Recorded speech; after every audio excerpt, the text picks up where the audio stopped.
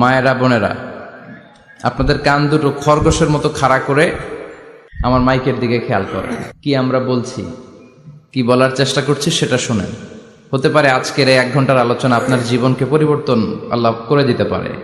যদিও নারীদের উদ্দেশ্যে কথা, আপনারাও বঞ্চিত হবেন না। আপনাদের ঘরে মা আছে, বোনেরা আছে, অনেক ইয়াং ছেলেরা আসছো, এখনো বিয়ে করো নাই, তো তোমাদেরও কাজে লাগবে। কেউই মাহরুম হবে না ইনশাআল্লাহ। তো মাঝে মাঝে সুবহানাল্লাহ, আলহামদুলিল্লাহ যদি আমি বলতে বলি, সামনে যারা আছো তোমরাই বলবা, পুরুষরাই বলবেন, নারীরা আওয়াজ করে আবার লিল্লাহে তাকবীর, আল্লাহু আকবার বলার কোনো প্রয়োজন নাই। তো আসুন আমরা আমাদের আলোচনা শুরু করি। তার আগে আমরা আল্লাহর দরবারে শুকরিয়া জানাই যে আল্লাহ তাআলা আজকে হিলফুল ফুজুল ইসলামী যুব সংগঠনের আয়োজনে চমৎকার একটি মহিলা সমাবেশের আয়োজন তারা করেছে। আমি সব সময় আমার শ্রোতাদেরকে এই কথাটা বোঝানোর চেষ্টা করি যে নারীদেরকে সুযোগ করে দেয়া দরকার।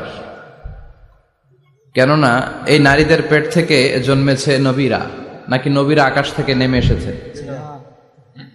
আল্লাহর ওয়ালিরা, ইসলামের জন্য যারা শহীদ হয়েছে, সব শহীদরা, সব সিদ্দিকিনরা, সব সৎ কর্মশীলরা এই নারীদের পেট থেকেই এসেছে।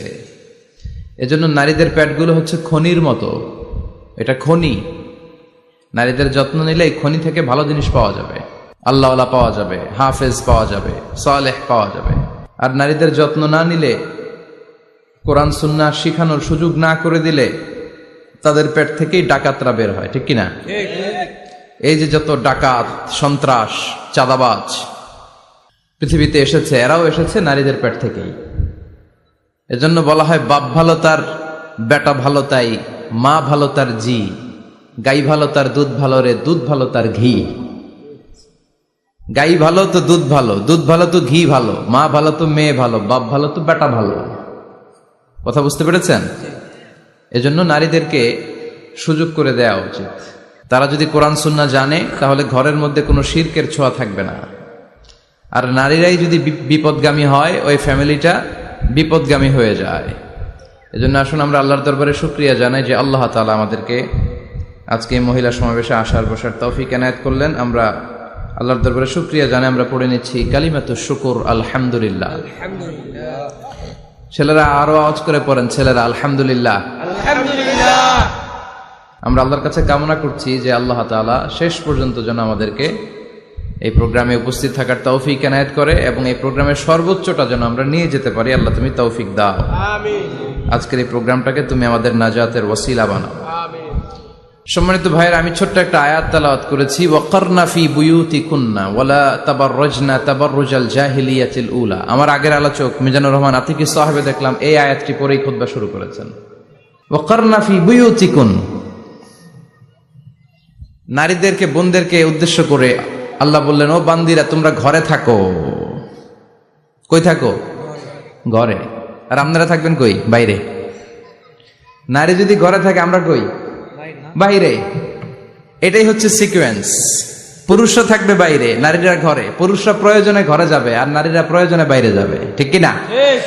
এজন্য রাব্বুল আলামিন বললেন, ওয়াকারনা ফি বুয়ুতিকুন্না ওয়ালা তাবাররাজনা তাবাররুজাল জাহিলিয়াতিল উলা। ও আমার বান্দারা, ও আমার বান্দিরা, তোমরা ঘরে অবস্থান করো, ঘর থেকে বের হবে না প্রয়োজন ছাড়া। আর জাহিলি যুগের নারীদের মতো নিজেদের সৌন্দর্যকে প্রকাশ করে বের হবে না। কথাটা কার? বলো, কথা কার? আল্লাহর বাণী। আমার বান্দিরা তোমরা ঘরে অবস্থান করবে, আর জাহিলি যুগের নারীদের মতো নিজেদের বিউটি, সৌন্দর্যকে এক্সপোজ করবে না, দেখিয়ে বেড়াবে না। ঘরের মধ্যে তোমাদের অবস্থান। তার মানে নারীর মূল আবাস কেন্দ্র হলো ঘর। পুরুষ থাকবে বাইরে। পুরুষ কাজ করতে যাবে, চাকরি করতে যাবে, সমাজে নেতৃত্ব দিতে যাবে, রাতের বেলা বিশ্রামের জন্য ঘরে আসবে। আর নারী সারাদিন সারা সময় ঘরে থাকবে, ডাক্তারের কাছে যাওয়ার জন্য ঘরের বাইরে যাবে, জরুরি প্রয়োজনে ঘরের বাইরে যাবে, ঠিক কিনা? তাহলে ঘরটা বেসিক্যালি নারীদের। ঘর নারীদের দখলে, আর বাহিরটা আমাদের দখলে। এটা হচ্ছে আল্লাহর দেয়া সিকোয়েন্স। সুবহানাল্লাহ পড়েন। কিন্তু নারীরা এখন ঘর থেকে বাইরে বেরোতে শুরু করেছে। আল্লাহ সিকোয়েন্স দিলেন, নারী থাকবে ঘরে, পুরুষ বাইরে। আমরা উল্টায় ফেলছি। এখন আমরা থাকি ঘরে, নারীরা চলে গেছে বাইরে। এজন্য জ্বালা যন্ত্রণা ফ্যামিলির ভিতরে বেশি না কম? আমি বলে থাকি যে নারীরা দুই জায়গায় খুব বেশি যায়, হুমড়ি খেয়ে পড়ে। এক যায় বাজারে, দুই যায় মাজারে, ঠিক কিনা? মাজারে যায় অনেক, ছেলে নাই মেয়ে নাই, ভাবে যে মাজার থেকে সন্তান পাওয়া যায়, এরকম আছে না নাই?